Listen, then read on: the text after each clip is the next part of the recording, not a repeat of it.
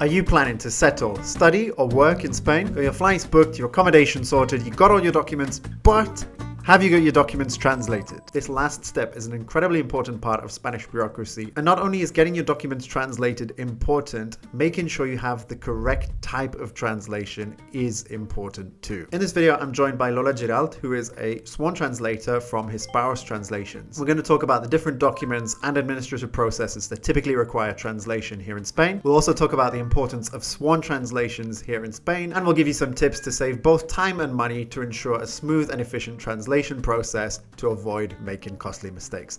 And with that said, let's get right into the discussion. Okay, so I'm with Lola Giralt from Hisparos Translation. Lola, great to have you with me today. Hello, Tony. Thank you for having me today. It's a pleasure. Likewise. So before we get into the video, why don't you tell us a little bit about yourself? Sure. I'm a sworn translator in Spain. Specifically, I'm based in Barcelona. And I like to help people with the translations whenever they go through any events in life where they need us. And I run a translation company. We are based in Barcelona, but we serve clients worldwide. Great. So you mentioned like life events there, Lola. So there's a lot of potential life events that someone might need translation services for in Spain. So what are some of the most common ones, and what are some of the ones that people wouldn't necessarily think of, but are also quite important that you might need a translation for? Okay, yes, there are many life events. And I think, when you are involved in two different countries, you go through life events, and then when you actually reach like a milestone in your life, then you need us as one translator. An example, if you get married, if you have children, you are applying for a visa to move to another country. Those are like life-changing events, right? And if you come from the UK, the US, or any other countries where there is a different language, and you move to Spain, then you need us as sworn translators to get your documents translated, and so that they are recognized by the Spanish authorities here. Also, there are some events that might not be life-changing, but where you also need a sworn translator. And that's if you are dealing with taxes, for instance, where two countries are involved, right? Or if you inherit a property here in Spain.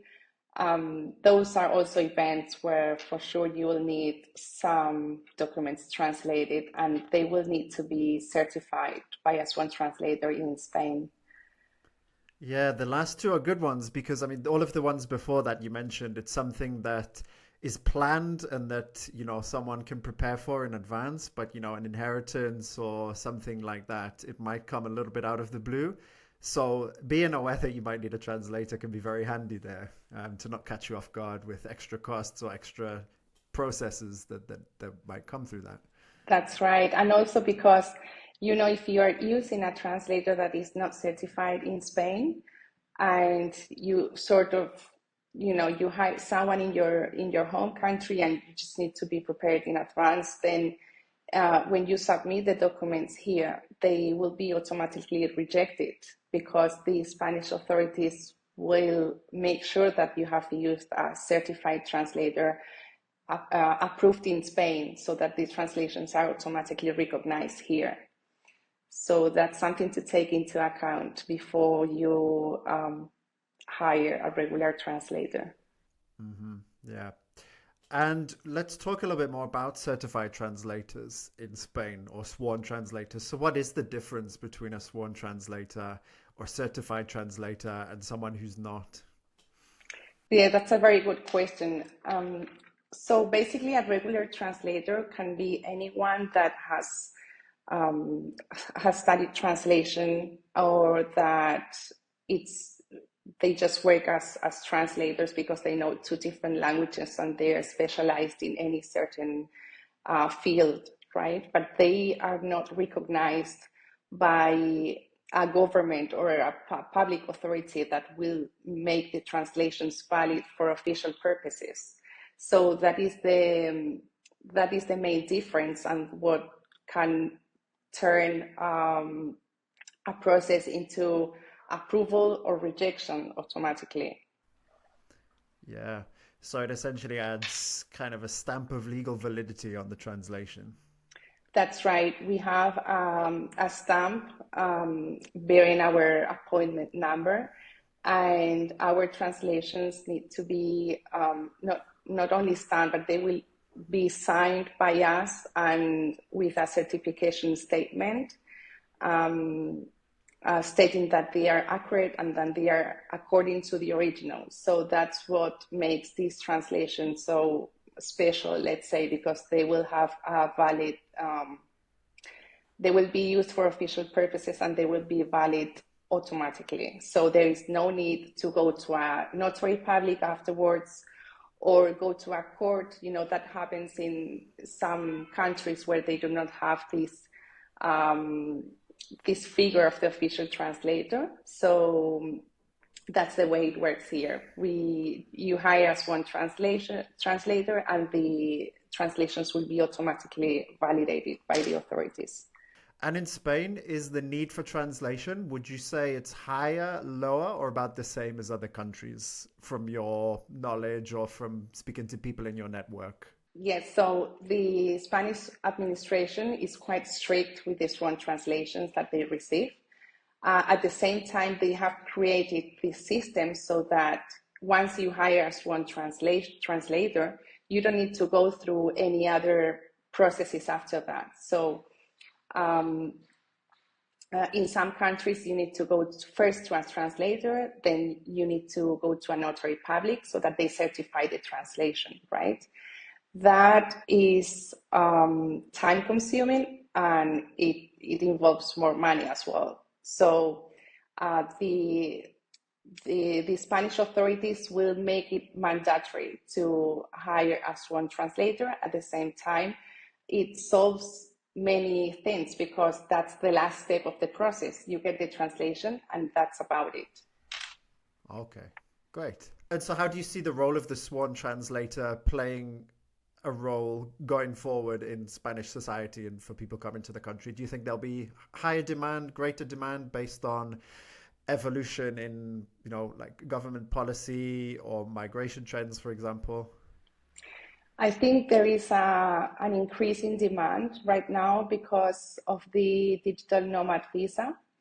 So we are experiencing a higher demand for especially citizens from the UK, the US, and Australia. I guess that's because the Spanish lifestyle is seen as a very good lifestyle in many other countries where maybe they don't have the weather we enjoy here. So yes, we are definitely experiencing this higher demand now. Also, we well, we do translations for companies that are coming here for conferences. For instance, Barcelona is a very international city in this regard, and we partner with companies that are establishing businesses and signing contracts here. And also, I think there will be a higher demand from the US following the US election. Yeah, So I we'll see that.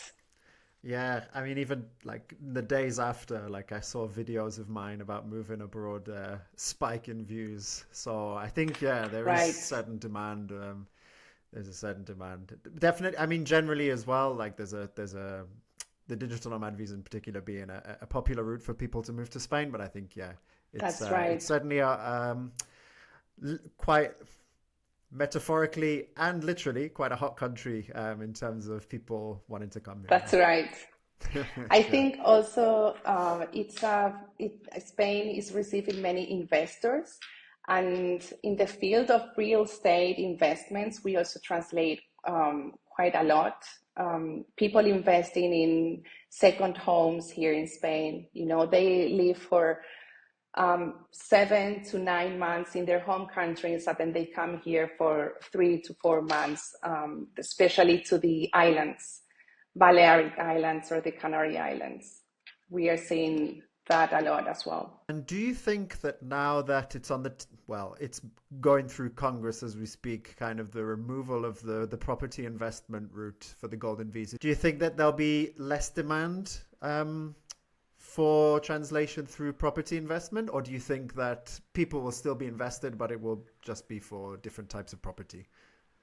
I think people will keep investing here because the reasons are not always connected to the regulations, but to deeper questions like lifestyle and coming with their families to enjoy a few months here is very attractive. So they will find a way to keep investing here, even if the regulations right now are changing. I'm sure the Spanish government might release something in the upcoming years as well, because it also depends on the government that we have at any certain period of time. So yeah, very good point. Yeah. Let's talk a little bit more about the actual process of translation now. So if someone is getting ready to have some documents translated, how can they best prepare so that the process can be as cost effective and efficient as possible? that's a very good question, Johnny. So that is one of the first things that I ask the clients when they come to us. Are your documents ready for translation? That means that they need to have the apostilles ready. Some people don't even know what an apostille is, and because they've never gone through this process before. So it's essential that they have their documents either notarized or apostille. It depends on the country. In some countries that did not sign the Hague Convention, they are not part of the apostilles process, let's say, so they need to go through notaries in their home countries to legalize the original documents. But for the US and the UK, for instance, you need to get the documents apostille in your home countries. So that's something that you need to do prior to hiring a translator here in Spain. It's not that difficult process. It's just finding the entity that will issue the apostille or going through a company that can do that for you. And I think it's not time consuming or anything. It's quite fast. And once the documents are ready, that's it. You scan the documents, you email them to us, and the translation process can start. Okay, great. And maybe for someone who's watching who doesn't know what an apostille is, can you give us like a brief explanation? Sure. It's like a seal that it's on one page, and basically it makes the original document valid for any country abroad. So that's it. If you get a birth certificate, for instance, you need to have it apostilled before translating. Okay. And there's a thing in Spain with document validity that they're often requested to be dated within 3 months or so of the time you're doing an application. Is this something that people need to keep in mind as well? Yes, that's something to keep in mind, because the receiving authority will look into the dates. So it's true that sometimes if you do not see when the document will expire, it may get a point when you go to submit the document and it's rejected because it expired. So you need to plan a little bit ahead of time just to make sure that everything is correct. But I must say the translations do not expire, so that's something to take into account as well. Even though we need to write the date when it was signed, that doesn't influence the validity of the translation. So you may use that translation for other processes, later on. Okay, great. Nice. So Lola, what is the typical turnaround time for a swan translation? We usually offer two different turnaround times for people that are not in such a rush and people who maybe already have an appointment and they need the translation for a specific date and they need to hurry up. But the typical turnaround time for us is 4 to 5 business days for a standard delivery, and 24 to 48 hours for urgent deliveries. So it doesn't take a long time for us for like a standard order of swan translations. Yeah, yeah, okay. And I guess when it comes to what influences the cost of a translation, obviously an urgent translation will cost more due to the urgency and time pressure. What other factors can influence like the cost that somebody pays for a swan translation? The amount of translations that you need, obviously, because we do discounts for families. Well, they need to translate many different documents, and if you multiply for the amount of members in the family, if they have it's a couple with 3 or 4 children, then obviously the amount of translations will be higher. And we take this into account to lower our rates a little bit and ease the invoice, basically. Yeah. Okay. Yeah, that's good. So Lola, what kind of things should people look for when they are searching for a swan translator? Well, first, they need to make sure that it is actually a swan translator, because we are registered with the with the Spanish Ministry of Foreign Affairs and Cooperation. So we have an appointment number that is public, and you can check it online on the website of the ministry. So that's something to take into account. And second, I'd say that not every sworn translator is specialized in legal translation. So you need to make sure that this translator actually understands the text that you are giving them to translate. For instance, if it's a business contract, you want to make sure that the translator will understand legalese in English and is able to convert it into the Spanish legalese, because that's quite important for the receiving authority. And not everyone is specialized in the legal field, and I would suggest to confirm with the translator that they make sure that the text is up to a high standard.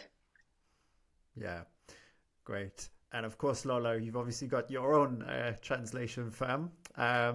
So how can you help people who are maybe looking for translation services through your firm? Yes, I run a translation agency. We are all certified translators by the Spanish Ministry of Foreign Affairs and Cooperation.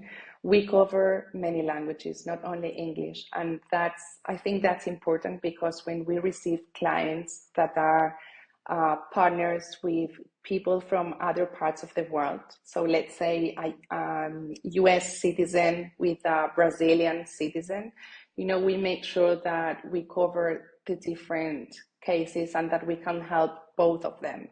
So that's what makes us special, I'd say, because we are all specialized in legal translation. We are certified translators, and we cover not any languages, but we cover many, many languages. You can check them on our website. And we'll help pretty much everyone that needs that is involved in a legal proceeding, or that is applying for a visa in Spain, or investing here. And we have a website where you can order the translations online.